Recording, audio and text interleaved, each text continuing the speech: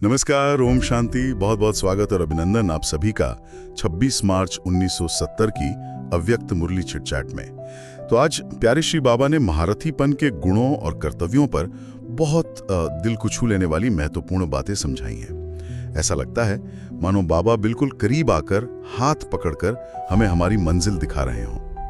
बाबा ने पूछा है कि बोलने से परे की अवस्था ज्यादा अच्छी लगती है या बोलने की, और क्या बोलते हुए भी बोलने से परे की वो गहरी शांति की स्थिति अनुभव हो सकती है? हाँ, बाबा का ये प्रश्न तो सीधा रूह को जैसे जगाता है। क्या हम रोजमर्रा के कर्म करते हुए, बोलते चालते हुए भी उस अविनाशी शांत स्वरूप में टिक सकते हैं?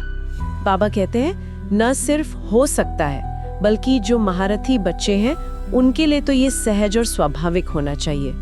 ये देखिए बाबा का हमारे प्रति कितना ऊंचा विश्वास है। ये सुनकर तो वाकई एक नई उमंग सी आती है। आज बाबा हमें संकल्प और कर्म को एक समान करने की वो गहरी समझ दे रहे हैं। ये महारथी बनने का जैसे आधार है। चलिए इसे थोड़ा और खोलते हैं और गहराई से समझते हैं। बिल्कुल, बाबा ने बहुत स्पष्टता से समझाया। महारथी यानी वो जिनकी सोच और कर्म में मतलब कोई फासला नहीं। जैसे ही संकल्प उठा वो फौरन कर्म में बदल गया। बाबा ने मिसाल भी दी। घोड़े सवार पहले अभ्यास करते हैं, फिर रेस में दौड़ते हैं, लेकिन जो प्यादे हैं वो तो बस सोचते ही रह जाते हैं। बाबा कह रहे हैं अब वो समय गया जब हम संकल्प करते थे, फिर प्लान बनाते थे, सोचते थे।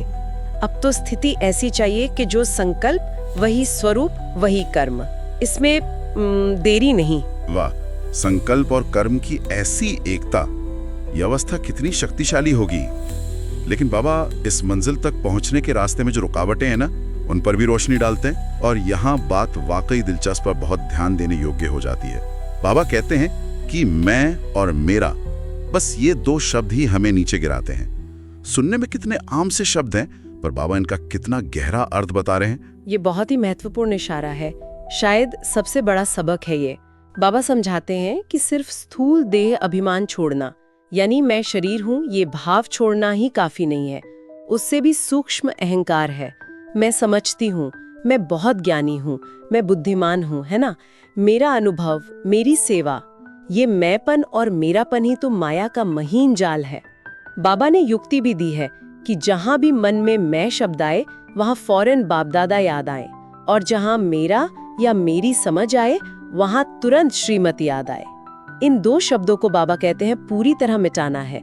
और साकार बाबा का मिसाल कितना सुंदर है। उनके अंतिम बोल भी बाबा बाबा थे। हर कर्म में, हर संकल्प में बस बाबा ही सामने थे।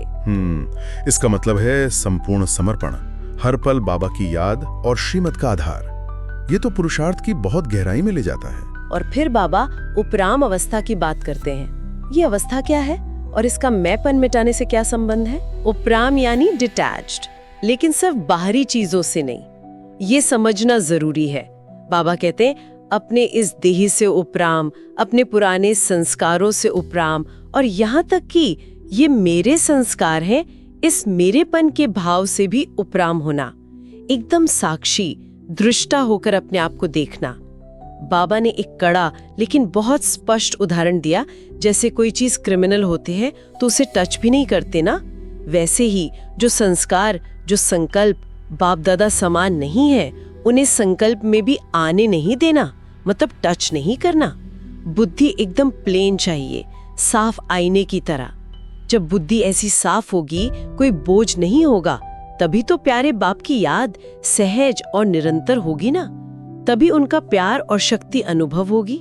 अच्छा, तो बुद्धि को इतना निर्मल और हल्का बनाना है ताकि याद सहज हो जाए। तो क्या इसका मतलब ये हुआ कि अब असली सेवा केवल वाणी से ज्ञान सुनाना ही नहीं है, बल्कि अपनी स्थिति, अपनी वृत्ति और दृष्टि को इतना शक्तिशाली बनाना है कि हम जहां भी हों, दूर बैठे भी अनेकों आत्माओं को शांति और शक्ति की किरणें भेज सकें, जिसे बाबा कहते हैं नजर से निहाल करना।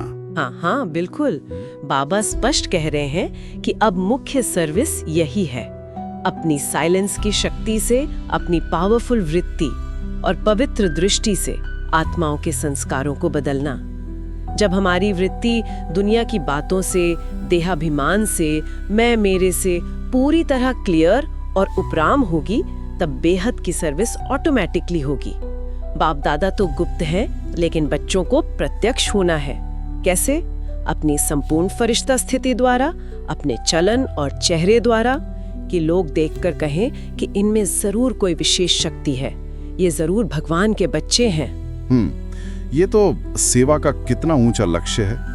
और बाबा ने इसी संपूर्णता की राह पर एक बहुत जरूरी चेतावनी भी दी है। किसी भी बात में फील करना माना फेल होना।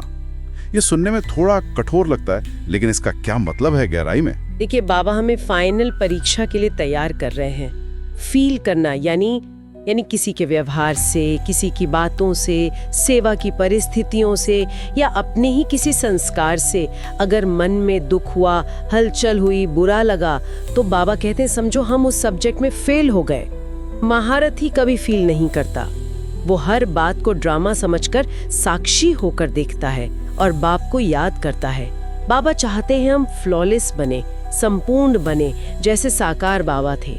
बार बार छोटी छोटी बातों में फील करना मतलब वो फाइनल पेपर में पास होना मुश्किल हो जाएगा। बिल्कुल स्पष्ट हो गया। छोटी छोटी बातों से ऊपर उठकर एकदम फ्लॉलेस बनना है। जी। तो आज की मुरली का सार यही है, संकल्प और कर्म को एक करना। जी। मैंपन और मेरेपन के सूक्ष्म अहंकार का त्याग। हाँ। हर बात से उपराम रहने का अभ्यास। हाँ। और अपनी वृत्ति दृष्टि द्वारा साइलेंस की शक्ति से विश्व सेवा करना। और हर परिस्थिति में फील करने के बजाय पास होना।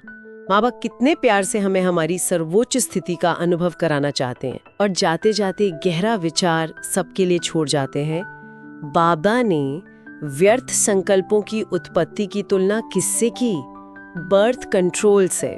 जैसे दुनिया में जनसंख्या विस्फोट हो रहा है, वैसे हमारे मन में व्यर्थ संकल्पों का जैसे विस्फोट हो रहा है। बाबा कहते हैं इन्हें कंट्रोल करना है, बर्थ कंट्रोल करना है। तो हम सबके लिए सोचने वाली बात यह है कि हम हर क्षण अपने मन में किस तरह के संकल्पों को जन्म दे रहे हैं। क्या वे संकल्प प्यारे बाप दादा समान शक्तिशाली, पवित्र और विश्व कल्याणकारी है, या कमजोर और व्यर्थ है? यही हमारे महारथीपन की निशानी होगी। ओम शांति। ओम शांति।